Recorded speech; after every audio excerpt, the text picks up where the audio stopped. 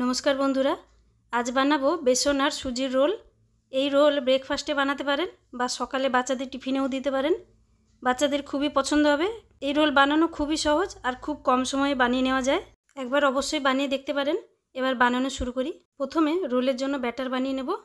তার জন্য একটা বড় বাটিতে এক বাটি বেসন নিয়েছি আর নিয়ে নিলাম হাফ বাটি সুজি, হাফ চামচের একটু কম হলুদ গুঁড়ো আর হাফ চামচ লঙ্কার গুঁড়ো আর এতে দেব স্বাদ অনুযায়ী নুন। এবার এটাকে প্রথমে মিক্স করে নেব, তারপর অল্প অল্প জল দিয়ে একটা ব্যাটার বানিয়ে নেব স্মুথ করে, যেন ডালা ডালা না থাকে।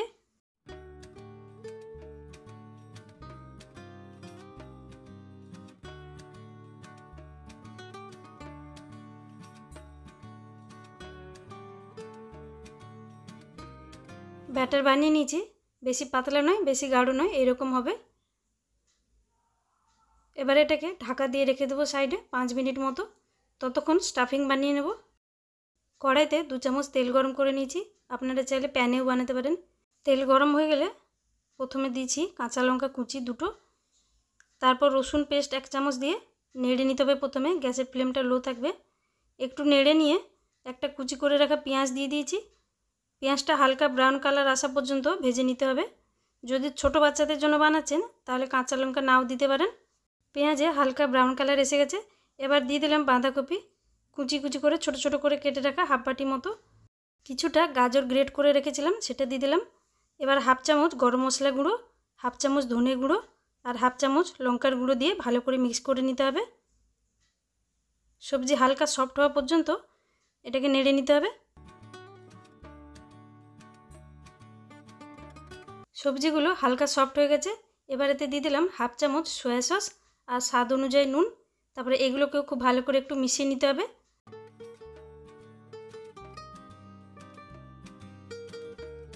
রোলের জন্য এখানে স্টাফিংটা রেডি হয়ে গেছে। এবার গ্যাসের ফ্লেমটা অফ করে দেব।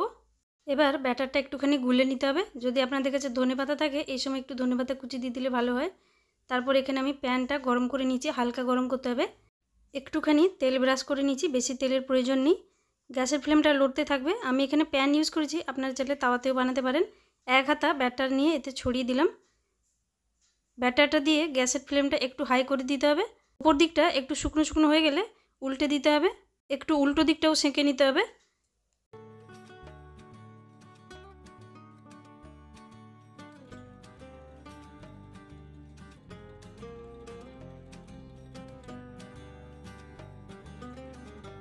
দুদিকটা ভালো করে সেঁকে নিয়েছি। এবার স্টাফিং দিয়ে দিতে হবে। স্টাফিংটা একটু ছড়িয়ে দিতে হবে পুরোটাতে, দিয়ে রোলের মতো মুড়ে নিতে হবে।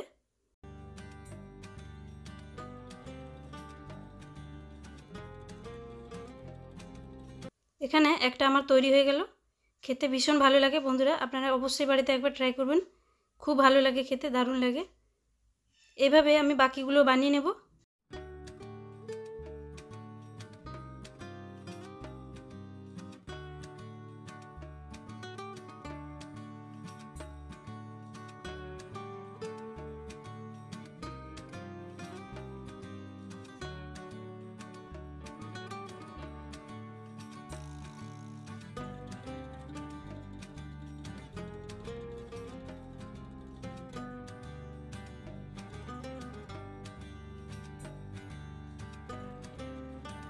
প্রত্যেক দিন রুটি পরোটা না বানিয়ে এই রেসিপিটা ট্রাই করুন, খুবই ভালো লাগে খেতে। বাচ্চাদের খুবই পছন্দ হবে, বাচ্চাদের টিফিনেও দিয়ে দিতে পারেন। আজকের রেসিপি কেমন লেগেছে জানাতে ভুলবেন না।